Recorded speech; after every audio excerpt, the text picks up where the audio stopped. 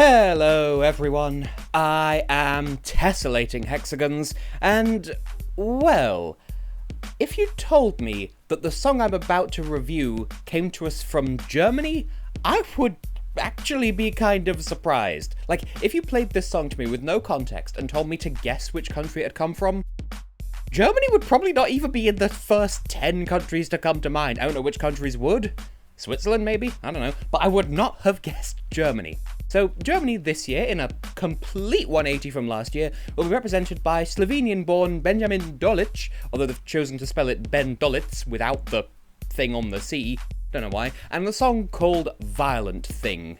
It's completely in English, and it was produced by Symphonics, who have really been getting their hands all over Eurovision lately, and honestly, I'm not even mad. So, this year, this song, this German situation, which I am very surprised to hear coming from Germany, but not in a bad way, was brought to us with the compositional and lyrical powers of Borislav Milanov, Peter St. James, Dag Lundberg, and furthermore with the composing side, Jimmy Torren and Connor Martin. And yeah, I can't say anything without retreading that same ground. This is Germany's song.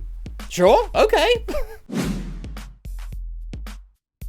So, do I really have to say it again? My first impression of this song is that this was absolutely not what I was expecting on any conceivable level, in any way, in any shape, in any form.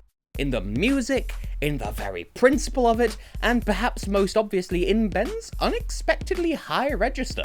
Really though, I didn't think Germany was capable of this particular brand of chart-friendly modernity, especially after last year, since that seemed to be what the broadcaster wanted to represent Germany, so I don't know, I didn't think the broadcaster would put something like this forward. But more than that, with a title like Violent Thing, and with Symphonics at the helm, I was anticipating something more brooding and intense, something more along the lines of Bones, Bulgaria 2018.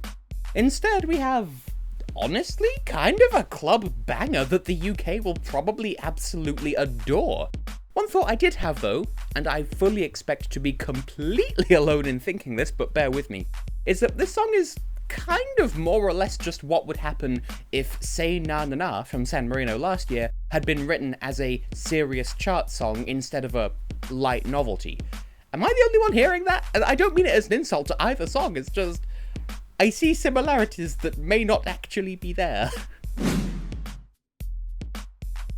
Now, let's kick the review off by zeroing in on what I just said. Okay, not what I literally just said. Forget about the Say Na Na Na comparison, but focus on the fact that this is a serious chart song. Much like with the UK this year, this really stands out against its predecessor. True, I liked Sister to the bitter end. I enjoyed that song, I thought it was sweet and lovely, and I do think that it was overhated, but it was a very musical, theatre-y sort of song, especially compared against the backdrop of their entry this year, which sounds like it just sort of strolled in fresh from the actual international charts. That makes it accessible, that means it'll sell well, and not to mention it'll receive plenty of radio attention and the like, and as I recall, more than a handful of winners in previous years have had exactly that advantage from the get-go. Take from that what you will. On a level that's much less relatable and much more esoteric to me, I will praise this song for the same thing that I liked about Norway of all countries, the lyrics. Specifically, both the satisfying overall prosody of each line, and the fact that each lyric doesn't do that old cliche thing of falling back on low-hanging fruit and predictability when it comes to rhyme schemes. In short, it sounds like it was written by someone who knows how to entertain a crowd without appealing to the lowest common denominator. There is effort here, and that effort will pay dividends in Rotterdam, I'm sure of it. But let's take a step even deeper into my personal taste that people other than me probably won't connect with in the least bit, but the brass. Hell yes! Near the end of the song, a brass line is added to the instrumental to give it that little extra kick, he says, doing a flicking gesture instead. Maybe it's because well-used brass is kind of a weakness of mine when it comes to pop music, but I would say it works wonders for giving this song extra depth and a sense of occasion. Big fan of that right here. And, in fact, just generally speaking, I would say that Ben is the ideal candidate for a song like this in the first place. While his voice itself is a bit on the divisive side, he makes it work for him. He has the confidence and the swagger necessary to carry this one off. He has the self-confidence, he has the vocal presence. He's kind of got it all, and perhaps most importantly, I believe his performance as well. He may end up going pretty far for Germany this year, and he, and Germany as a whole, can be proud of that potential. That said though, as always, you're under no obligation to love this song if loving it doesn't come naturally to you.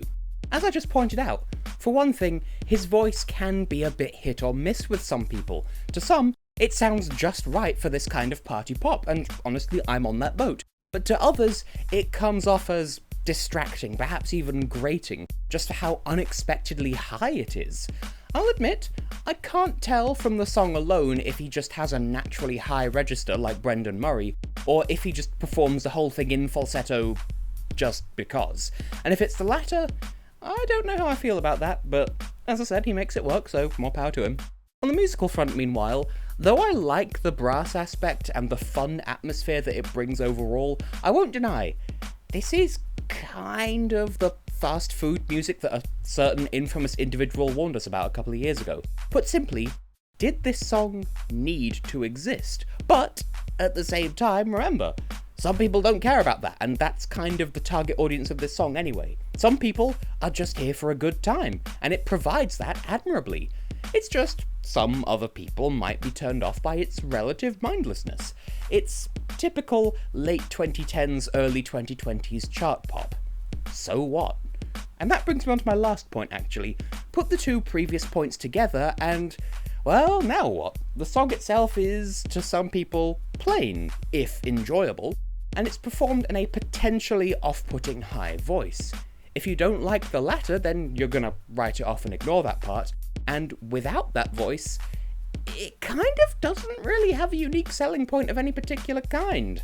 Once again, to some people, that makes it completely, perfectly fit for purpose as a song to just switch off and bop to, and that is, as I said, the target market of this song. But the secondary target market is anyone who can vote for it, and amongst those people, there may be some who are bothered by how vapid it might come across. Just something to think about if you're into overthinking literally everything like I am. So, to give it a rating, on first listen I was thinking an 8, but having listened to it a few more times and gotten used to the song, I'm inclined more towards a 9 out of 10, with room to go up even further. For the most part, I am very much in the camp that says, I don't care, I'll bop along to this quite happily. Yes, a part of me yearns for that X factor that I can't quite put my finger on to push it into distinct 10 out of 10 territory, but it's still a fun time without it, and I'm probably going to listen to this song quite a bit over the coming months. Really, with me, it's just a matter of getting over how the title set my expectations in completely the wrong direction, and getting over how surprisingly high his voice is. In other words, the only thing stopping me from enjoying this more is the fact that I need to get over myself, and I admit that. If I could turn off all of my overthinking, which, I mean, I have chronic anxiety, so good luck with that, but still, then I recognise that I will have quite a bit of fun with this one. Good on you, Germany. Technically, meanwhile, I think I'll open with an 8, once again with room to go up or down, probably up. Instrumentally, it's a solid, contemporary composition that makes its presence known on the Eurovision stage. It has that good old brass situation that I love, and it's performed by someone with all the right confidence and aura to really sell the entire package in a really plausible way. The lyrics are satisfying to the ear, and the arrangement builds to give the song a sense of occasion by the end without relying on tired old cliches, naming no names, France. So, it's a solid offering, what else can I say? The only reason why I can't go much higher than an 8 at the moment is the fact that it's a bit easy, is the word, I guess? As a piece of vapid party pop, it's beyond fit for purpose, and compared to its peers, I would say that it stands on its own. But there's something in its overall style that makes me hesitate. I feel like a bit of a hypocrite saying that it's an 8 out of 10 without actually knowing what it would have to do differently to get that score up. So I feel like I should apologise for that almost. To be fair, I was a bit tired when I was writing this review, so maybe I'm just being a grumpy old man. Nevertheless, with a total score of 17, if you add those together, I would still happily recommend this song to anyone looking for a good time. Oh, good, my lights have started to go out again. I like this song, it'll probably go on my Spotify playlist for my commute to and from work, so there's that. So, well, this section doesn't really need an introduction. Of course this is an improvement over last year's approach. In fact, this might be the strongest approach Germany's taken to Eurovision in a good few years, considering that last year's national final was accused of being rigged, and in all honesty, the 2018 edition probably wouldn't have ended all that well either had Michael Schulte not been participating. Germany's been long overdue for a thoughtful, carefully considered internal selection, as opposed to an internal selection masquerading as a national final, as some people think that last year was. And in having juries comprising music experts on one side and a tried and tested set of Eurovision fans, literally they had to sit an exam to be on that panel, yeah, I'd say that this definitely constitutes a thoughtful internal selection. In short, it reflects well on Germany as a whole and on the German broadcaster, especially in contrast to the bad taste that Unser Lied für Israel left in the community's collective mouth. So, with that in mind, what results can Germany expect this year? Well, definitely something a bit less disappointing than last year's outcome, that's for sure.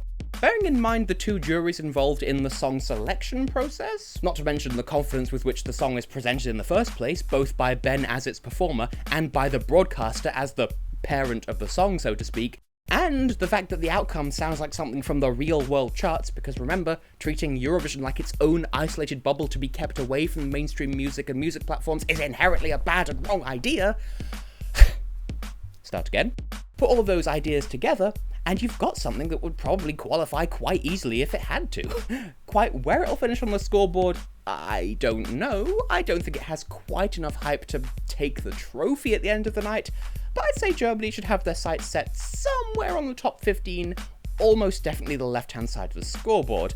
And from one unlucky country to another, I would say it's more than satisfactory off the back of last year. Can I get a fist bump, Germany? We out here glowing up? Well, that's just me being silly. Over to you lovely people now. As always, corner of the video, under the video, iCard, comments, you know the deal. Let me know how you feel, because this is another one where I would like to hear what other people think. I always want to hear what other people think. So while you're firing off down below or wherever else you may choose to get in touch with me, I would like to say to Ben, to Team Germany, very good luck to you. Much like with my country, you've got a song that's turning heads, partly by how unexpectedly, well, good it is. So hopefully the scoreboard will treat you right. See you in May.